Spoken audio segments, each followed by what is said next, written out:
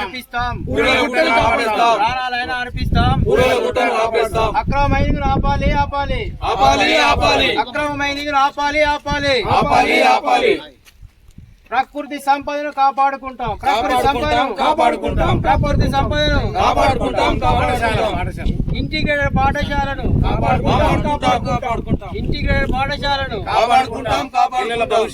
పిల్లల భవిష్యత్తు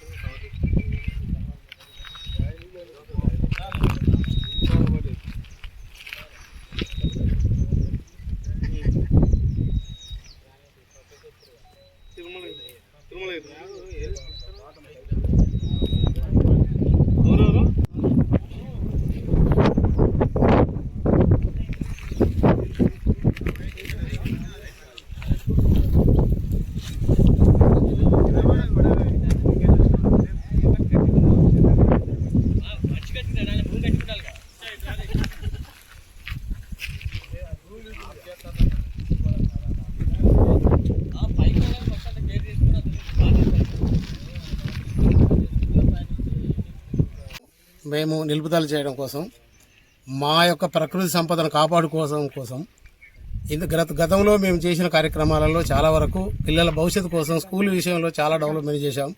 అదే డెవలప్మెంట్ ఈ రోజు కూడా ఇక్కడ మాకు ఇంటిగ్రేషన్ పడుతుంది. ఇక్కడ పాఠశాల అది ఆల్రెడీ మనకు 330 కోట్ల రూపాయలతో శాంక్షన్ అయిన ఆ స్కూల్ పక్కకే ఈ యొక్క అక్రమ మైనింగ్ పర్మిషన్ వచ్చిందని చెప్పి వాళ్ళు వర్క్ స్టార్ట్ చేయడం జరిగింది. ఇలాంటి వర్క్ను మనం ఎట్టి పరిస్థితుల్లో గ్రామ ప్రజలమైన మేము దాన్ని ఆపడానికి అన్ని రకాలుగా మేము సిద్ధంగా ఉన్నాం. దయచేసి ఇచ్చే పర్మిషన్ కానీ ఏదున్నా కానీ కలెక్టర్ కానీ ఎవరైనా కానీ అఫీషియల్స్ అందరూ కూడా ఆలోచన చేసి వాళ్ళ భవిష్యత్తును మనం చెడగొట్టకుండా, పిల్లల భవిష్యత్తును చెడగొట్టకుండా వచ్చిన అవకాశాన్ని నియోజకవర్గానికి ఒకటే స్కూల్ వచ్చింది. ఆ ఒక్క స్కూల్ కోసమైనా మనం ప్రాణాలతో ఇచ్చైనా కూడా కాపాడుకుంటే బెటర్ అనేది నా ఒక ఉద్దేశం. అందుకు దానికోసం మేము దేనికైనా సిద్ధంగా ఉన్నాం. నమస్కారాలు తెలియజేసు.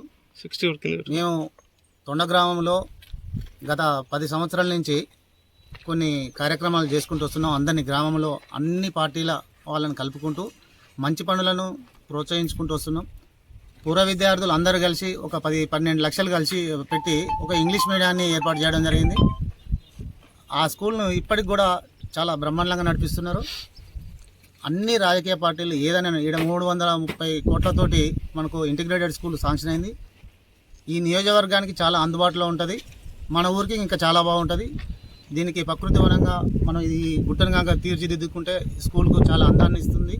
కాబట్టి అందరూ గ్రామస్తులు కలిసి ఈ మైనింగ్ను కలెక్టర్ ద్వారా మనం తెలియజేసుకొని దీన్ని రద్దు చేసే ప్రయత్నం చేద్దాం.